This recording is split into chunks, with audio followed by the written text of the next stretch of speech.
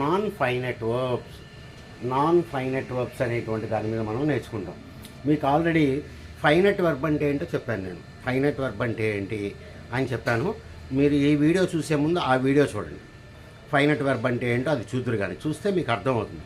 కానీ finite verbs అంటే ఏం చెప్పాను, ఒక వెర్బ్ని ఫైనట్ వర్బ్ అనాలంటే దానికి ఒక సబ్జెక్ట్ ఉండాలి, అది టెన్స్ చెప్పగలిగేటట్టు ఉండాలి. ఫర్ ఎగ్జాంపుల్ చూడండి, మీకు ఎగ్జాంపుల్ చెప్తున్నా. హీ లైక్స్ టీ అని రాసా. ఇప్పుడు ఈ లైక్ అనేటువంటి వెర్బు దీనికి ఒక సబ్జెక్ట్ ఉంది. తర్వాత లైక్స్ అనేది మనకి ప్రజెంట్ టెన్స్ అని చెప్పి తెలుస్తుంది. కాబట్టి ఎప్పుడైతే ఒక వెర్బ్కి ఒక సబ్జెక్టు మళ్ళా అది ఏ టెన్సో చెప్పగలిగితే దాన్ని నేను ఏమంటాను, ఫైనట్ వర్బ్ అని చెప్పి అంటాను. నేను అనటం జరుగుతుంది. అది ఫైనట్ వర్బ్ అంటే. మరి నాన్ ఫైనట్ అంటే ఏంటి? నాన్ ఫైనట్ అంటే దానికి ఒక సబ్జెక్ట్ ఉండదు, దానికి ఆపోజిట్, దానికి సబ్జెక్ట్ ఉండదు. దాన్ని చూసి మనం అది ఏ టెన్స్ అని తెలియదు. ఫర్ ఎగ్జాంపుల్ చూడండి, he wants to buy A shirt అని చెప్పి రాశాను.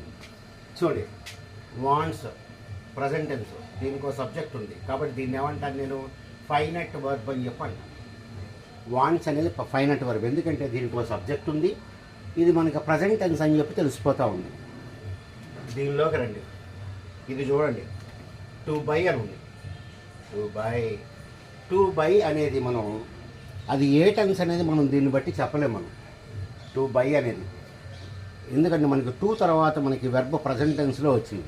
దీన్ని మనం ఇంగ్లీష్లో ఇన్ఫినిటివ్ అని చెప్పి అంటాం. దీన్ని బట్టి మనం ఇది ప్రజెంట్ టెన్సా పాస్ట్ టెన్సా అని చెప్పి మనం చెప్పలేం. కాబట్టి ఇట్లాంటి వాటిని మనం ఏమంటామంటే నాన్ ఫైనట్ వర్బ్స్ అని చెప్పి అంటారు. ఇలాంటి వాటిని మనం నాన్ ఫైనట్ వర్బ్స్ అని చెప్పి మనం అంటాం. రైట్. ఇప్పుడు ఫైనట్ వర్బ్స్ మనకి ఇంగ్లీష్లో మూడు రకాలుగా ఉంటాయి. ఒకటి చూడండి, జెరండ్. రెండోది పార్టిసిపుల్. మూడోది ఇన్ఫినిటివ్. ఇట్లాగా మొత్తం మనకి నాన్ ఫైనట్ వర్బ్స్లో మనకి జెరండ్, పార్టిసిపుల్, తర్వాత వచ్చేసి ఇన్ఫినిటివ్ అని చెప్పి మనకి ఉంటాయి. జెరండ్, పార్టిసిపుల్, ఇన్ఫినిటివ్ అని చెప్పి. ఇక్కడ చాలామంది కన్ఫ్యూజ్ అయ్యేది ఏంటంటే జెరండ్ దగ్గర, పార్టిసిపుల్ దగ్గర వీళ్ళు కన్ఫ్యూజ్ అయిపోతూ ఉంటారు. ఎందుకంటే రెండు కూడా ఐఎన్జీ ఫామ్తోనే ఉంటాయి. జెరండ్ మనకి ఐఎన్జీ ఫామ్లో ఉంటుంది, పార్టిసిపుల్ కూడా మనకి ఐఎన్జీ ఫామ్లోనే ఉంటుంది. ఓకే, ఇక్కడ చాలా చోట్ల అది జెరండా పార్టిసిపుల్ అని చెప్పి కన్ఫ్యూజ్ అయిపోతూ ఉంటారు. ఓకే, సరే, మనం ఆ డౌట్ రాకుండా ఉండేటట్టుగా మనం చూసుకుందాం. ఫస్ట్ మనం జెరండ్ అంటే ఏంటి అనేది మనం నేర్చుకుందాం. చూడండి, జెరండ్ అనేది ఒక వెర్బు ప్లస్ నౌన్. ఇది మీరు బాగా గుర్తుపెట్టుకోవాలి. జెరండ్ అనగానే మీకు వెర్బు ప్లస్ నౌను రెండు కలిసి వస్తాయి అంటే అది వెర్బ్గా పనిచేస్తుంది, నౌన్గా పనిచేస్తుంది. అంటే దానిలో ఒక పని ఉంటుంది, ఒక పేరు కూడా మనకి ఉంటుంది అనేది మీరు అర్థం చేసుకోవాలి. ఇది మీరు బాగా గుర్తుపెట్టుకోవాలి. కాబట్టి జెరండ్ అంటే ఏంటి, అది వెర్బ్లాగా పనిచేస్తుంది, నౌన్ లాగా కూడా పనిచేస్తుంది అనేది మనం చూసుకోవాలి. ఇప్పుడు చూడండి, ఒక సెంటెన్స్ రాస్తా. రీడింగ్ ఈజ్ ప్యాషన్ అని చెప్పి రాస్తా. Reading is passion. రీడింగ్ అంటే మీకు తెలుసు, చదవటం అని అంటే వెర్బ్ ఉంది. కానీ ఇక్కడ దీన్ని నేను నౌన్గా కూడా వాడా, అంటే ఒక పేరు కింద వాడాను. రీడింగ్ చదువుట. రీడింగ్ ఈజ్ హిస్ ప్యాషన్, ఆయన ఇష్టం. చదవటం అనేది ఆయనకి ఇష్టం అనేటువంటి మీనింగ్లో వాడాను. ఇక్కడ చూడండి, నేను దీన్ని చదివేటప్పుడు కొద్దిసేపు ఆపుతాను నేను. అది దానికిను పార్టిసిపల్కి ఉండేటువంటి మెయిన్ డిఫరెన్స్ అది. రీడింగ్ అని చెప్పి నేను ఆపుతా, ఎందుకంటే దాన్ని సబ్జెక్టుగా వాడాను. నేను ఇక్కడ సబ్జెక్టుగా దీన్ని వాడాను కాబట్టి దానికి నేను ఇంపార్టెన్స్ ఇస్తాను. Reading is his passion.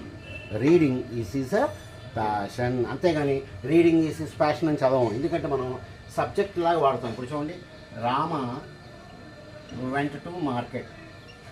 Rama went to market. Rama మార్కెట్కి వెళ్ళాడు. దీన్ని ఎలా చదువుతారు? రామ ఆపుతారు కొద్దిసేపు, రామ, ఎందుకంటే సబ్జెక్ట్ కాబట్టి. So Rama went to market, Rama మార్కెట్కి వెళ్ళాడు. రామ అనేది ఇక్కడ నేను సబ్జెక్టుగా వాడా. రామ ఎట్లా అయితే వాడానో రీడింగ్ అనే దాన్ని కూడా నేను అట్లాగే వాడాను. కాబట్టి ఇక్కడ మనకి చూడండి, దీనిలో ఒక పని ఉంది, దాన్ని నేను నౌని కింద కూడా వాడాను. కాబట్టి దీన్ని ఏమంటాం మనం? జెరండ్. జెరండ్ అని చెప్పి నేను అనటం జరిగింది. జెరండ్ అని చెప్పి అంటాం మీకు ఇక్కడ సంభవిస్తుంది. కాబట్టి మనం ఇప్పుడు ఏం చేద్దామంటే కొన్ని సెంటెన్సెస్ రాద్దాం. కొన్ని సెంటెన్సెస్ అవి ఎలా పనిచేస్తాయి? వెర్బ్గా పనిచేస్తుంది, నౌన్గా పనిచేస్తుంది. అందుకే దీన్ని వెర్బల్ నౌన్ అని చెప్పి అంటారనమాట. వెర్బల్ నౌన్ అని చెప్పి అంటారు. చూడండి, he likes swimming. He likes swimming అని రాసా. He likes swimming. అతడికి స్విమ్మింగ్ అంటే ఇష్టం. స్విమ్మింగ్ అంటే ఈత కొట్టడం. అందులో వెర్బ్ ఉంది, ఈత కొట్టుట. అతనికి ఈత కొట్టడం అనేది చాలా ఇష్టం. కాబట్టి ఇక్కడ నేను దీన్ని ఒక నౌన్ కింద వాడాను, ఒక పేరు కింద వాడా. కానీ అది వెర్బే కదా, స్విమ్, స్వామ్, స్వమ్ వెర్బే కదా. కాబట్టి ఇది ఇక్కడ మనకి జెరండ్ కింద పనిచేస్తుంది. అంటే నౌన్ ఎలా అయితే పనిచేస్తుందో జెరండ్ కూడా అలాగే పనిచేస్తుంది. కాకపోతే నౌన్స్ అంటేనేమో మనకి ఇట్లా ఉంటాయి, సీత అని, రామ అని, గోపాల్ అని, ది మంకీ అని అవి వాడుతుంటాం. కానీ ఇక్కడ స్పెషాలిటీ ఏంటంటే దానికి ఐఎన్జీ ఫామ్ వస్తుంది అనేది మీరు గుర్తుపెట్టుకోవాలి. ఐఎన్జీ ఫామ్ వస్తుంది. కాబట్టి ఇక్కడ మనకి 2 కాంబినేషన్స్ ఉన్నాయి. వెర్బ్ కింద పనిచేస్తుంది, నౌన్ కింద కూడా పనిచేస్తుంది. కాబట్టి దాన్ని నేను ఏమంటాను? నేను జెరండ్ అని చెప్పి నేను అంటా. Right. Seeing is believing. Seeing is believing. చూడటం అనేది నమ్మటం కిందే లెక్క. 2 ఒకటే. చూశాడంటే నమ్మినట్టే లెక్క. చూడండి, సీయింగ్ చూచుట, బిలీవింగ్ నమ్ముట. ఒక పేరులాగా వాడుతున్నాను నేను దీన్ని, ఒక పేరులాగా. కాబట్టి సీయింగ్ ఈజ్ బిలీవింగ్. యాక్చువల్గా సీ అనేది వర్బు, కానీ ఇక్కడ నేను దీన్ని ఎలా వాడాను? సబ్జెక్టుగా వాడాను. దీన్ని ఇక్కడ నేను కాంప్లిమెంట్గా వాడాను, పక్కన వాడటం జరిగింది. కాబట్టి దీన్ని మనం ఏమందాం? జెరండ్ అని చెప్పి మనం అంటాము. జెరండ్ అని చెప్పి మనం అంటాం వీటిని. రైట్. కాబట్టి జెరండ్ అంటే వెర్బ్ ప్లస్ నౌన్. ఇది మీరు బాగా గుర్తుపెట్టుకోండి, verb plus noun. Right. It began raining. It began raining. వర్షం పట్టం స్టార్ట్ అయింది. రైనింగ్ వర్షము పడుట. ఒక పేరులాగా వాడా. కానీ రైన్ అంటే వెర్బు, రైన్ అంటే వర్షం పట్టం, అది పని జరుగుతూ ఉంటుంది. కానీ ఇక్కడ నేను దీన్ని ఒక ఈ కాంప్లిమెంట్ అనుకోండి, లేకపోతే ఏమన్నా అనుకోండి. రైట్. దీన్ని మనం ఒక సబ్జెక్ట్ కింద నేను దీన్ని వాడాను. సబ్జెక్ట్ అనకూడదు దీన్ని, ఎందుకంటే ఫస్ట్ ఉండే వాటినే సబ్జెక్ట్ అంటాం. It began raining. వర్షం పట్టడం స్టార్ట్ అయింది. కాబట్టి దీన్ని ఏమందాం మనం? జెరండ్ ఏమంటారు దీన్ని? జెరండ్ అని చెప్పి. రైట్. I enjoy travelling. నాకు ప్రయాణాలు చేయటం ఇష్టం. ట్రావెల్ అంటే ప్రయాణం చేయటం. కానీ ఇక్కడ ట్రావెలింగ్ అన్నాడు, అంటే ప్రయాణము చేయుట అనేది. నేను ఇక్కడ దీన్ని ఒక నౌన్ కింద నేను దీన్ని వాడాను. వాడటం జరిగింది. కాబట్టి జెరండ్స్ ఎప్పుడు కూడా ఐఎన్జీలతో ఉంటాయి.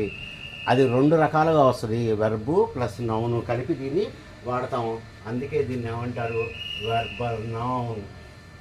This is called verbal noun అని చెప్పి మనం అంటాం. అలాగే చూడండి, ఐ లైక్ షాపింగ్. నాకు షాపింగ్ చేయటం అంటే ఇష్టం. కాబట్టి నేను దీన్ని ఒక పేరులాగా వాడాను, షాపింగ్ చేయుట. దీన్ని అన్ని మనం ఏమంటాం? జెరండ్ అని చెప్పి మనం దీన్ని అంటూ ఉంటాము. మీరు మీకు కొద్ది జాగ్రత్తగా వింటే మీకు అర్థమవుతూ ఉంటుంది. కాబట్టి ఐఎన్జీ ఫామ్స్ వస్తాయి. మన బ్యాడ్ లక్ ఏంటంటే పార్టిసిపుల్లో కూడా ఐఎన్జీ వస్తుంది, కానీ దాని ఉద్దేశం వేరు. అది మనం నెక్స్ట్ క్లాస్లో నేర్చుకుందాం, పార్టిసిపుల్ అంటే ఏంటని. రైట్. అలాగే చూడండి, she loves cooking, she loves cooking, వంట చేయుట, పని, ఒక పేరు.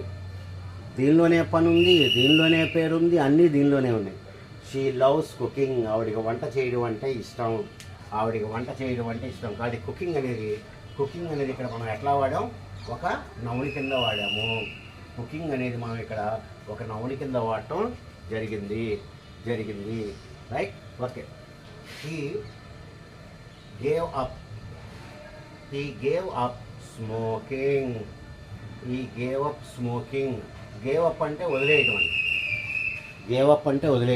హీ గేవ్ అప్ స్మోకింగ్, అతను సిగరెట్లు తాగటాన్ని వదిలేశాడు. హీ గేవ్ అప్, వదిలేశాడు.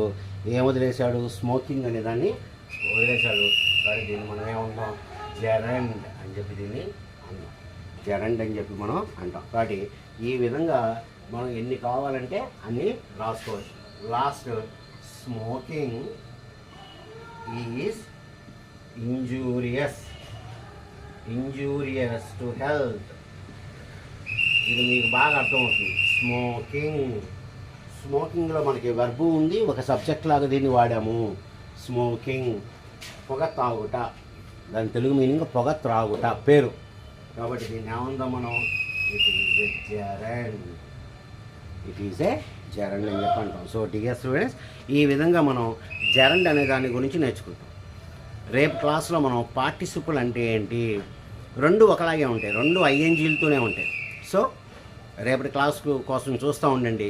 రేపు నేను పార్టిసిపల్స్ అనేది ఎలా కనిపెట్టాలో నేను చెప్పడం జరుగుద్ది అనమాట. మీకు ఈ వీడియో నచ్చితే లైక్, షేర్ అండ్ సబ్స్క్రైబ్ చేసుకోండి. చాలామంది సబ్స్క్రైబ్ చేయకుండానే నా వీడియోస్ మొత్తం చూస్తున్నారని చెప్పి యూట్యూబ్ చెప్తుంది. దగ్గర 70% నా వీడియో సబ్స్క్రైబ్ చేయకుండానే చూస్తున్నారు. అది చాలా painful to me. Right, okay dear students, good day to you all.